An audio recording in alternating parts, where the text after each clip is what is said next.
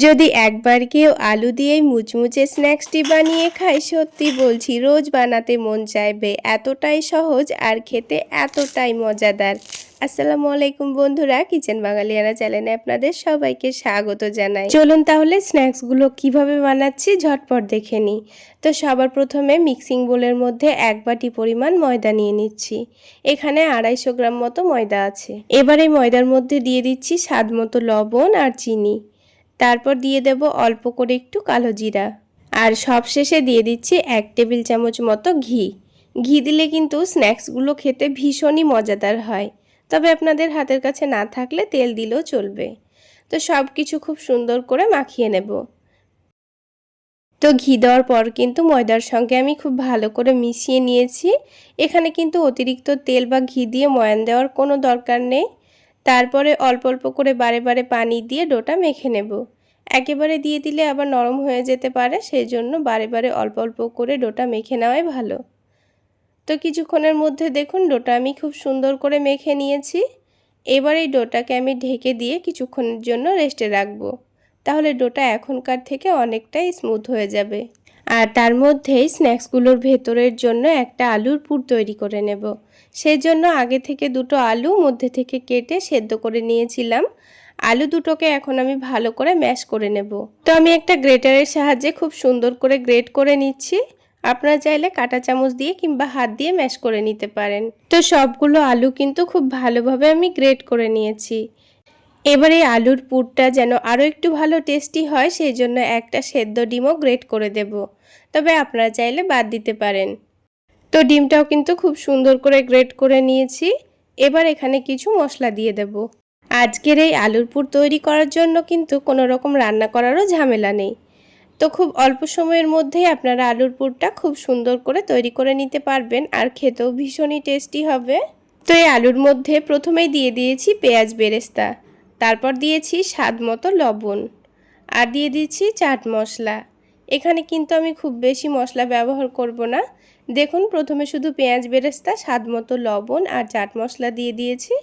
তারপরে একটু করে মরিচের গুঁড়ো দিয়ে দিচ্ছি, আপনারা চাইলে কাঁচামরিচ কুচিও দিতে পারেন।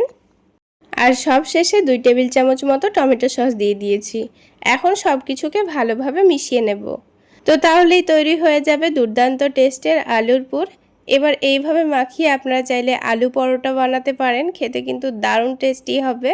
কিছুক্ষণের মধ্যে দেখুন খুব সুন্দর করে কিন্তু এটাকে আমি মাখিয়ে নিয়েছি। এখন আমি আপনাদের নাস্তাগুলো বানিয়ে দেখাবো। আর এইদিকে ডোটা কিন্তু ঢেকে রাখা 5 মিনিট মতো হয়েও গেছে। আর ডোটা দেখুন আগের থেকে নিজে নিজেই কিন্তু অনেকটাই স্মুথ হয়ে গেছে। শুধু ডোটাকে হালকা করে মাখিয়ে নিলেই কিন্তু ডোটা নিজে থেকে আরও অনেকটাই স্মুথ হয়ে যাবে। তো ডোটাকে দেখুন আমি খুব সুন্দর করে মাখিয়ে নিয়েছি। এবার এই ডোটাকে আমি 2 ভাগে ভাগ করে নেব। শুধু দুটো রুটি বেলে নিলেই কিন্তু একসঙ্গে অনেকগুলো নাস্তা তৈরি হয়ে যাবে। খুবই অল্প সময়ের মধ্যেই তৈরি হয়ে যায়। একবার হলো বাড়িতে বানিয়ে খেয়ে দেখবেন, খেতে কিন্তু ভীষণই টেস্টি হয়। ঝটপট বাচ্চারা সন্ধেবেলায় টিফিনের জন্য আবদার করলে দেখবেন খুবই অল্প সময়ের মধ্যে বানিয়ে দিতে পারবেন, আর খেতেও কিন্তু ভীষণই মুখরোচক হয়। চায়ের সঙ্গে কিংবা অল্প একটু টমেটো সস দিয়ে খেতে পারবেন।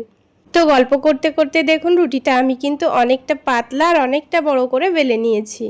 তো এইভাবে রুটিটাকে কিন্তু পাতলা করে বেলে নিতে হবে, আর বড় করে বেললে কিন্তু অনেকগুলো একসঙ্গে নাস্তা তৈরি করা হয়ে যাবে। এবার যে আলুর পুরটা আমি তৈরি করে রেখেছিলাম, এখান থেকে অর্ধেকটা আলুর পুর আমি এই রুটির ওপর রেখে দেব। তো আমি যেহেতু দুটো রুটি তৈরি করব, তাই আলুর পুরটাকে কিন্তু আমি 2 ভাগে ভাগ করে নেব। তো এবারে আলুর পুরটাকে রুটির চারিদিকে খুব ভালোভাবে মাখিয়ে নিতে হবে। তো দেখুন খুব সুন্দর করে রুটির চারিদিকে পাতলা করে আলুটাকে আমি মাখিয়ে নিয়েছি। এবার নাস্তাগুলো বানিয়ে নিতে হবে। তো সেই জন্য রুটির একদিকটাকে এইভাবে করে সুন্দর করে রোল করে নেব। তো আমি কিভাবে রোল করছি আপনারা দেখে নিশ্চয়ই বুঝতে পারছেন, কাজটা করা কিন্তু খুবই সহজ। তো ধীরে ধীরে এইভাবে খুব সুন্দর করে আমি রোল করে নিয়েছি।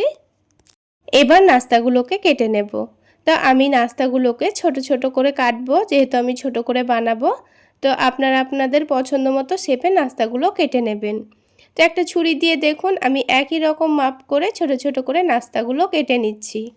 আর একটা রুটি থেকে দেখুন কতগুলো নাস্তা তৈরি করা হয়ে গেল। তো দুটো রুটি থেকে কিন্তু আমাদের অনেকগুলো নাস্তা তৈরি হয়ে যাবে। তো হাতের মধ্যে নাস্তাগুলো নিয়ে এভাবে একটু চেপে চেপে গোল করে দিলেই কিন্তু খুব সুন্দর একটা শেপে চলে আসবে। তো এইভাবে করে আমি সবগুলো নাস্তা তৈরি করে নেব। তো কিছুক্ষণের মধ্যে সবগুলো নাস্তা আমি তৈরি করে নিয়েছি। এবার এই নাস্তাগুলোকে ভেজে নিতে হবে। তো একটু মুচমুচে করে ভাজার জন্য আমি আলাদা একটা বাটির মধ্যে নিয়ে নিচ্ছি অল্প একটু কর্নফ্লাওয়ার। তবে আপনাদের হাতের কাছে যদি কর্নফ্লাওয়ার না থাকে তার পরিবর্তে চালের গুঁড়োও নিতে পারেন। এবার দিয়ে দিচ্ছি ময়দা। যতটা পরিমাণ কর্নফ্লাওয়ার নিয়েছি ততটা পরিমাণই ময়দা দিয়ে দিয়েছি। এবার তার মধ্যে দিয়ে দেব অল্প একটু লবণ, মরিচের গুঁড়ো আর দিয়ে দিচ্ছি চাট মশলা। আর খুব সুন্দর একটা ফ্লেভারের জন্য অল্প একটু আজওয়াইন হাতে ঘষে নিয়ে দিয়ে দিয়েছি। আর সবশেষে দিয়ে দেব হাফ টেবিল চামচ মতো আদা রসুনের পেস্ট। ব্যাস, আর এখানে কোনো রকম মশলা দেব না, অল্প একটু পানি দিয়ে খুব সুন্দর করে একটা ঘন ব্যাটার তৈরি করে নেব। তো দেখুন অল্প অল্প করে পানি দিয়ে আমি ব্যাটারটা তৈরি করে নিচ্ছি। ব্যাটারটা কিন্তু খুব বেশি পাতলা হবে না, আবার অনেকটা ঘনও হবে না। তো দেখুন ব্যাটারটা কিন্তু আমার তৈরি করা হয়ে গেছে, আর আমি একটা চামচ দিয়ে আপনাদের দেখিয়েও দিচ্ছি। দেখুন ঠিক এই রকম ঘনত্বের ব্যাটারটা তৈরি করে নিতে হবে। এই ব্যাটারটার মধ্যে স্ন্যাক্সগুলো ডুবিয়ে ভাজলে কিন্তু অনেকটাই মুচমুচে হয় আর অনেকক্ষণ পর্যন্ত মুচমুচে থাকে, আর খেতেও কিন্তু দুর্দান্ত হয়। তো একটা করে নাস্তা নিয়ে ব্যাটারের মধ্যে খুব ভালোভাবে ডুবিয়ে নিতে হবে। তারপর একটা কাঁটা চামচ দিয়ে এটাকে তুলে এক্সট্রা ব্যাটারটাকে ঝেড়ে নেব। তারপর তেলে দিয়ে খুব সুন্দর করে ভেজে নিতে হবে। ভাজার সুবিধার জন্য আমি একসঙ্গে এখানে 5-6টা মতো নাস্তা ডুবিয়ে নিচ্ছি।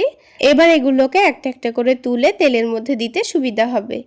তো নাস্তাগুলো ভেজে নেওয়ার জন্য প্যানের মধ্যে একটু বেশি পরিমাণে তেল দিয়ে দিয়েছি। তেলটাকে হালকা করে গরম করে নেব।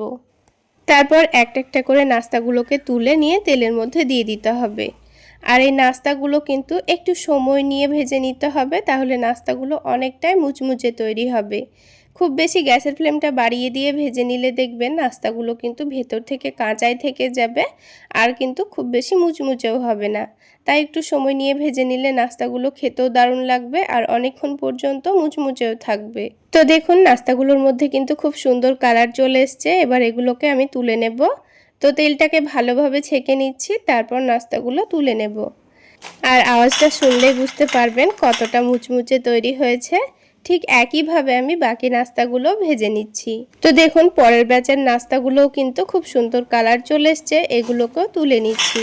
আর সবগুলো দেখুন খুব সুন্দর আমি কালার করে ভেজে নিয়েছি। তো বন্ধুরা স্ন্যাক্সগুলো দেখুন দেখতে কতটা লোভনীয় হয়েছে, আর একসঙ্গে দেখুন কতগুলো স্ন্যাক্স তৈরি হয়ে গেল। এবার একটা নাস্তা আমি আপনাদের ভেঙে দেখিয়ে দিচ্ছি কতটা মুচমুচে হয়েছে। তাহলে বন্ধুরা আজকের এই আলু দিয়ে তৈরি মুচমুচে স্ন্যাক্স রেসিপিটি আপনাদের কেমন লাগলো অবশ্যই কমেন্ট করে জানাবেন। আর ভালো লাগলে একটা লাইক শেয়ার করে দেবেন। আর আমার এই সহজ রেসিপিগুলো যদি ইউটিউব চ্যানেল থেকে দেখে থাকেন চ্যানেলটি সাবস্ক্রাইব করে দেবেন, আর ফেসবুক পেজ থেকে দেখে থাকলে পেজটি ফলো করে দেবেন। তাহলে বন্ধুরা আজকে এই পর্যন্তই। সকলে অনেক বেশি ভালো থাকবেন, সুস্থ থাকবেন।